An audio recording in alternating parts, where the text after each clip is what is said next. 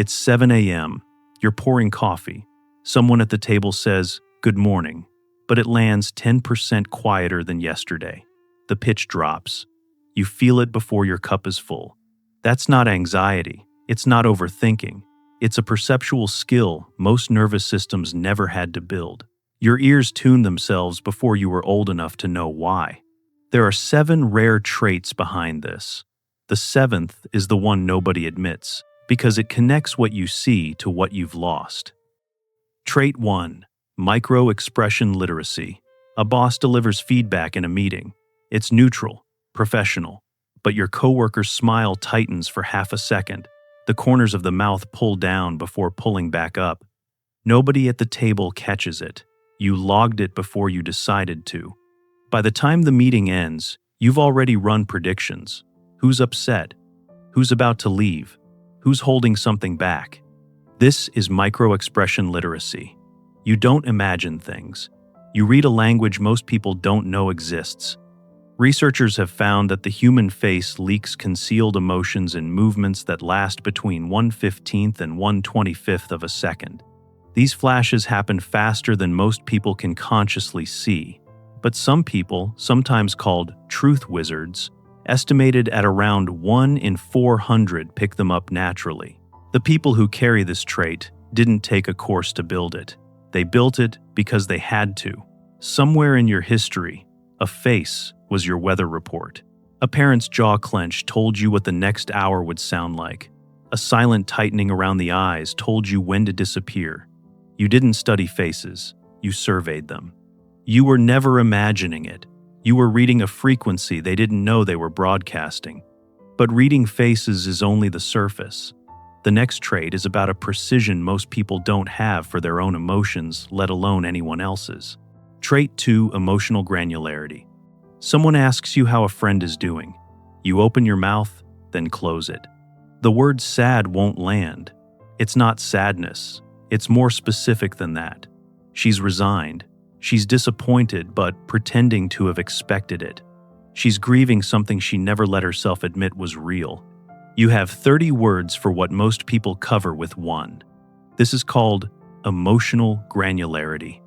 It's the ability to name emotional states in high resolution, to feel the difference between hurt and quietly humiliated, the way a musician hears the difference between 2 notes half a step apart. You don't overthink feelings. You carry an emotional vocabulary most people never unlock. Researchers who study what's called sensory processing sensitivity, a temperament trait found in roughly 15 to 20% of the population, describe this precision as a symptom of a nervous system that processes emotional information more deeply. Brain imaging studies have shown heightened activation in the regions responsible for empathy and inner awareness in people who carry this wiring. But the origin is often simpler than the science. Somewhere early, sad wasn't specific enough to keep you safe. You had to distinguish quietly hurt from about to erupt because they required completely different responses. Getting the label wrong got someone hurt, usually you. So the brain built a thesaurus, then a dictionary, then a whole language. You didn't learn this from a book. You learned it because getting it wrong had consequences. And when that emotional vocabulary is sharp enough, something stranger happens. You start feeling people's pain before they've said a word. Trait 3. Anticipatory empathy. The cashier at the grocery store hands you your change. Her eyes are red-rimmed. Her exhale is shaky. She says, "Have a good day," the way people say it when they've been rehearsing normal. You say, "Hope your day gets easier," quietly, without deciding to. Then you walk to your car and wonder why a stranger's pain just followed you out through the sliding doors. This is anticipatory empathy. You feel someone's ache before they've expressed it. You're not too sensitive. You respond to frequencies most people can't receive. What you're catching is called pre-distress, signaling a slower walk, a cleared throat, a laugh that lands a half beat too fast. Researchers who study attentional patterns have found that people raised in unpredictable environments develop faster, sharper detection of subtle threat and distress cues. Developmental psychologists often describe this as an early adaptation. A child who lived with adults who didn't announce their emotional states learned to forecast them anyway. The people around you didn't tell you they were hurting. They expected you to notice. And if you didn't notice fast enough, someone paid, usually you. So the system evolved. Your attention became a satellite dish, aimed at any small tremor of distress in another human, tuned to catch it before it turned into something worse. You feel people before they speak because once, not feeling fast enough was dangerous. But that empathy has a cost, and the next trait explains why it hits your body harder than it should. Trait 4. Sensory saturation threshold. It's not that the restaurant is loud, it's that it's layered. 3 conversations bleed into each other at the next table. A fluorescent bulb hums at a frequency someone forgot to fix. Somebody's perfume is too close. And there's unresolved tension between the couple by the window you clocked it when they sat down. Your nervous system is processing all of it, all at once. No off switch. By the time dessert arrives, you're exhausted, and you don't know why. This is your sensory saturation threshold. You're not easily overwhelmed. You're processing 10 channels of reality, while everyone else is on 2. Most nervous systems build a filter hierarchy, a way to sort what's important from what's background noise. Yours didn't. It couldn't. Because it was trained to treat everything as potentially relevant. Every voice was a possible threat. Every silence was a possible warning. Nothing was ever safely ignored. Researchers describe this pattern with a framework called differential susceptibility, the idea that certain nervous systems respond more intensely to their environment, for better and for worse. The same wiring that makes you crumble under fluorescent lights is what makes you sob at a piece of music you weren't ready for. The same porous edge that leaves you flattened by a crowded room is what lets you feel connection so deeply it aches. The exhaustion isn't weakness. It's the cost of a system that refuses to ignore anything. The overload explains your energy, but the next one explains why you can't let go of a conversation from 3 days ago. We're 4 traits in. Everything so far has been about what floods in, but the last trait on this list isn't about what comes in at all, it's about what disappears. And it's the one that's going to sit with you after this video ends. Trait 5. Tonal timestamp memory. It's 11:47 p.m. Your phone is the only light in the room.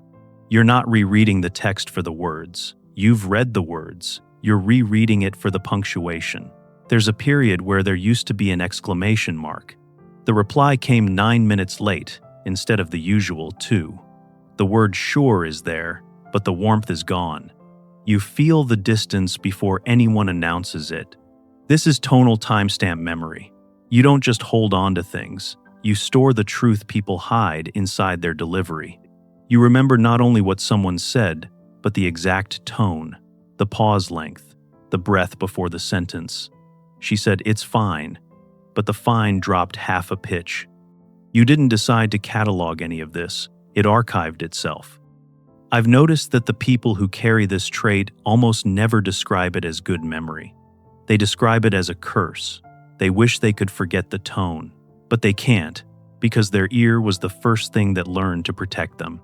Clinicians working with complex trauma often describe this as a form of auditory hypervigilance, a nervous system that stayed alert to vocal cues, because vocal cues were the earliest, most honest weather report available.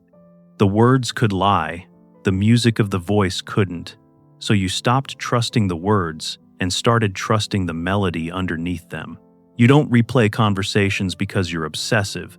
You replay them because your ears caught something your mind hasn't finished decoding. You store what people sound like, but the next trait goes deeper. It's not your ears anymore, it's your entire body. Trait 6. Involuntary Emotional Proxy. You walk into a room. Nobody has spoken yet, but your chest is already tight. Your breathing has already gone shallow. Your shoulders lifted half an inch before you cross the threshold. You haven't heard a word. Your body already knows something is wrong. This is involuntary emotional proxy. You're not too easily affected. You're running a nervous system that processes the room before your conscious mind catches up. Your body became a tuning fork early. It learned to match the dominant emotional frequency of whatever space it entered to feel what everyone else was feeling, so you could adjust your behavior before anyone noticed you hadn't.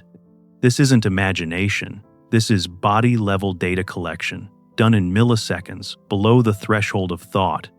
Brain imaging research has shown that people who process the world this deeply have heightened activation in the regions responsible for empathy and self-awareness when they're exposed to emotional cues.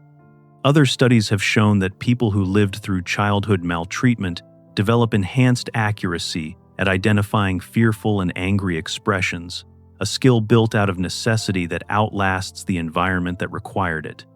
Your body isn't overreacting, it's remembering. It's using the data it collected in every unstable room it ever walked into, running that data against the current room, and giving you an answer before your language catches up. Your body learned to feel the room because once, not feeling it fast enough was the difference between safety and chaos. Everything so far has been about what you notice when something is there. The last trait is different, and it's the one most people will never say out loud. Trait 7: Disappearance detection. Everything before this was about noticing what's in front of you. This one is different. This one is about noticing what's gone. The friend who stopped texting and never said why. The laugh that used to live in someone's voice and doesn't anymore. The photo that was on the shelf on Tuesday and was quietly moved on Thursday. You registered the empty space the second you walked in. You don't just scan for what's there, you track what's missing. This is disappearance detection, and it's the trait nobody admits. You're not paranoid about being left.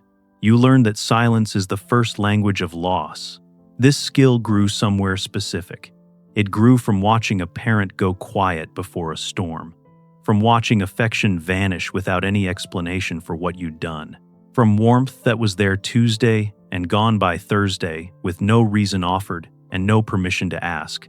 Your brain filed the pattern early. When something disappears without announcement, pain follows. So it started monitoring for the negative space, the name that used to come up in conversation, the chair that used to be pulled in closer, the thing that should be there and isn't. Clinicians working with complex trauma often describe this as a survival adaptation to emotional withdrawal, a system that learned to notice absence because absence was the earliest signal that something was ending. You didn't choose this.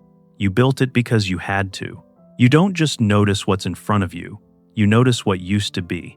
And that might be the most honest proof that this was never a quirk. It was a scar that learned to see. You were never broken. You were never too anxious. You were never too much. You were a child who built a surveillance system out of necessity. And that system became so good, you forgot it was never supposed to be permanent. You forgot it was a job you gave yourself when nobody else was going to do it. You forgot that the vigilance you carry now was hired by a 5-year-old who didn't have any other options. That 5-year-old was brilliant. That 5-year-old kept you alive. These aren't flaws. They're the resume of a nervous system that chose you when the room couldn't. Every trait you just heard is proof that some part of you refused to be caught off guard again. That's not a defect. That's a devotion. You didn't build this on purpose. You built it because attention was the only currency that bought safety. Because being 3 steps ahead was the only place that felt like ground. But here's the part nobody tells you. The system doesn't know the environment changed. It doesn't know you're not in that house anymore. It doesn't know the door doesn't slam like it used to. So it keeps working, overtime, every hour, even when there's nothing left to protect you from. The work now isn't to shut any of this off. It's to finally stop apologizing for having it, to look at your own noticing, and stop calling it a defect. To thank the system for the shifts it worked, and then, slowly, to let it rest. Because you were never too much. You were exactly enough for a situation that was too much for you. Which of these did you feel before you had a name for it? Which one landed the hardest? Leave it in the comments. Someone else is reading, and they need to know they're not the only one who's been carrying this. If this is you, the next one goes deeper.